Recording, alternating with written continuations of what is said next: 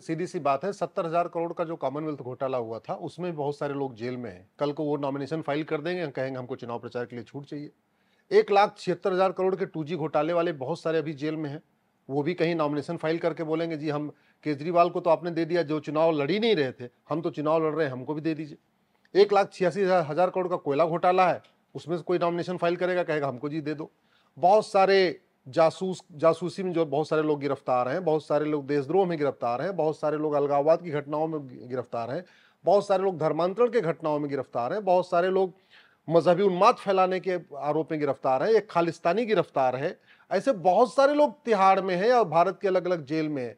अगर ये जो सुप्रीम कोर्ट ने डिसीजन लिया है, अगर ये नजीर बन गया तो आने वाले टाइम में एक कॉन्स्टिट्यूशनल क्राइसिस खड़ी हो जाएगी। सब लोग कहेंगे, और वैसे भी अभी सोशल मीडिया में बात हो रही है, किसान कह रहा है जी अब जैसे केजरीवाल के लिए चुनाव प्रचार इंपॉर्टेंट है, वैसे हमारे लिए फसल की बुआई और फसल की कटाई इंपॉर्टेंट है। कल को किसान बोलेगा जी हमारे लिए सबसे इंपॉर्टेंट हमारी फसल की बुआई कटाई, हमको भी बेल दे दो। कल को कोई मजदूर कहेगा जी हमको अपना घर बनाना है, हमारे घर में छप्पर है, हमको पक्का घर बनाना है, हमको इसके लिए दे दो। कुछ लोग फ्रॉड में फंसे हुए कहेंगे जी वो बिजनेस करते थे जी हमको अपनी फैक्ट्री बनाना है, फैक्ट्री बनाने के लिए हमको बेल दे दो।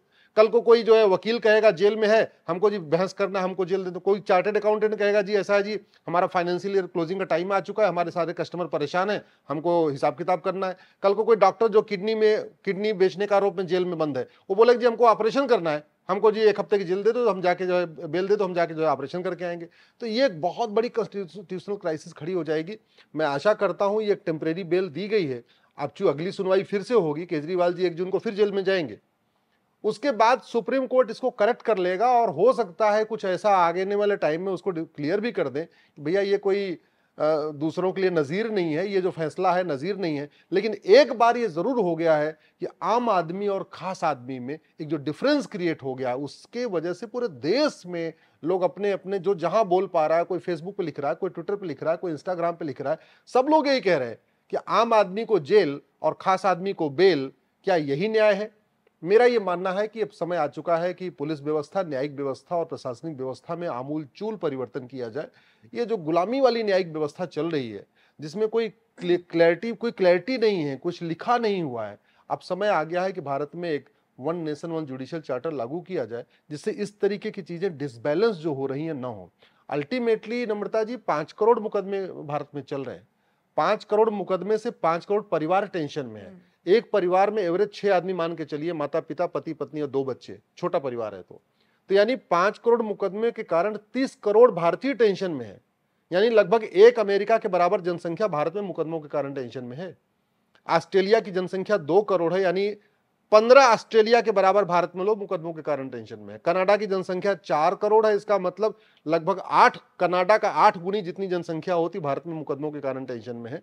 रूस की जनसंख्या 15 करोड़ है, इसका मतलब 2 रूस भारत में मुकदमों के कारण टेंशन में है। कायदे से सुप्रीम कोर्ट को ऐसे विषयों पे गंभीर प्रयास करना चाहिए। मैं कई बार लिख चुका हूं, कई बार बोल चुका हूं कि अब समय आ चुका है कि supreme court justice with in year के ऊपर काम करे। 1 साल के अंदर सबके मुकदमों का फैसला हो। ये आम और खास के बीच में चला आ गया है कि छोटा वकील है तो उसको 6 महीने की तारीख मिलेगी, बड़ा कोई वकील आ गया तो उसको हर हफ्ते की तारीख मिलेगी।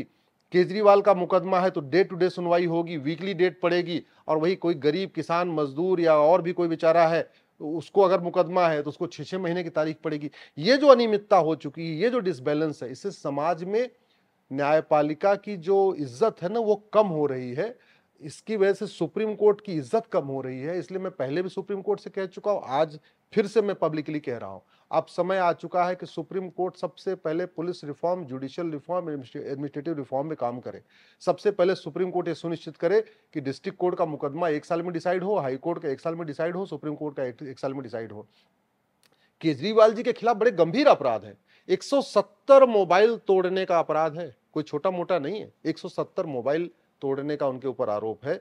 उनको घोटाले का मास्टरमाइंड माना गया है।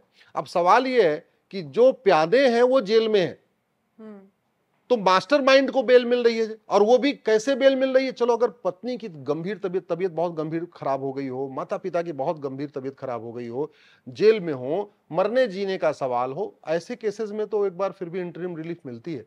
लेकिन चुनाव प्रचार करने के लिए, चुनाव प्रचार कोई फंडामेंटल राइट नहीं है, चुनाव प्रचार कॉन्स्टिट्यूशनल राइट नहीं है, चुनाव प्रचार लीगल राइट नहीं है।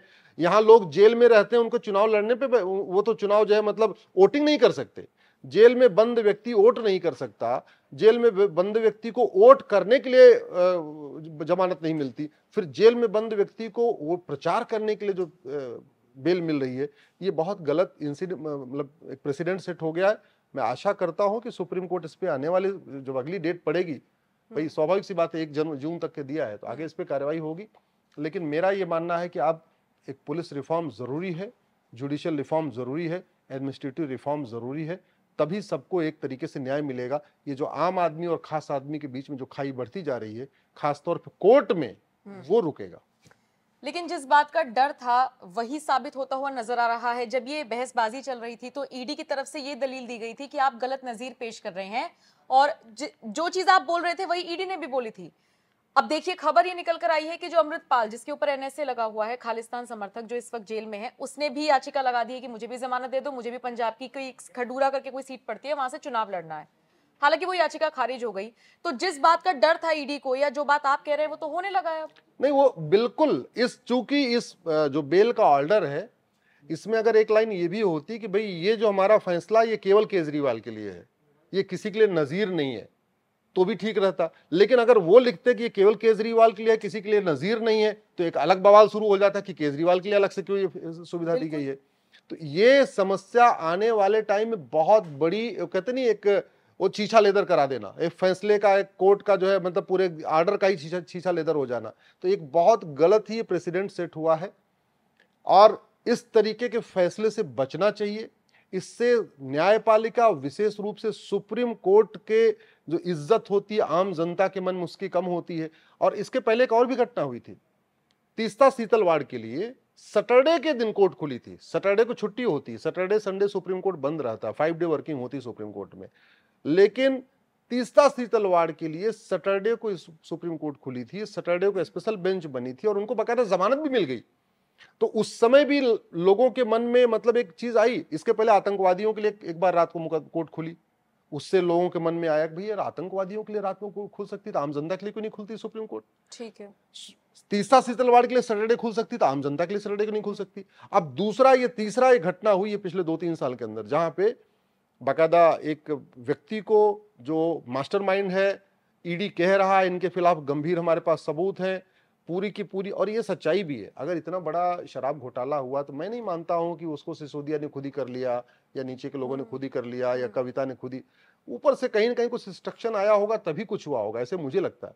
दूसरा, अगर वास्तव में जमानत देनी थी तो सुप्रीम कोर्ट ये भी कह सकता था, काम करो भाई, आपको जमानत चाहिए, आप अपना narco test, polygraph, brain mapping करा लो और उसकी रिपोर्ट हमें ले आओ। अगर बार बार केजरीवाल जी की तरफ से दलील दी जा रही है कि मैं निर्दोष हूं, मैं निर्दोष हूं, मैं निर्दोष हूं, तो मुझे समझ में नहीं आया कि सुप्रीम कोर्ट केजरीवाल को यह क्यों नहीं कह रहा है कि आप निर्दोष हो तो आप नार्को टेस्ट क्यों नहीं करा लेते, अपना पॉलीग्राफ क्यों नहीं करा लेते, आप ब्रेन मैपिंग क्यों नहीं करा लेते हो। अल्टीमेटली टेक्नोलॉजी आ चुकी है ना। पहले सुप्रीम कोर्ट में मोटी मोटी फाइलें होती थी, आज की डेट में टेक्नोलॉजी का यूज हो रहा है, ऑनलाइन हियरिंग हो रही है, सुप्रीम कोर्ट में भी जो है फाइलें बंद हो चुकी हैं, बाकायदा पीडीएफ कॉपी भी जाने लग गई है। अगर हर जगह एडवांसिप आ सकती है तो सच्चाई उगलवाने के लिए टेस्ट क्यों नहीं करा सकते। अगर हर चीज में एआई, अब तो इवन कोर्ट, सुप्रीम कोर्ट भी एआई का यूज कर रहा है, जो हम बहस करते हैं वो बाकायदा लिखा जाता है वहां ऑनलाइन, मतलब अपने आप उसकी स्क्रिप्ट भी चलती रहती है।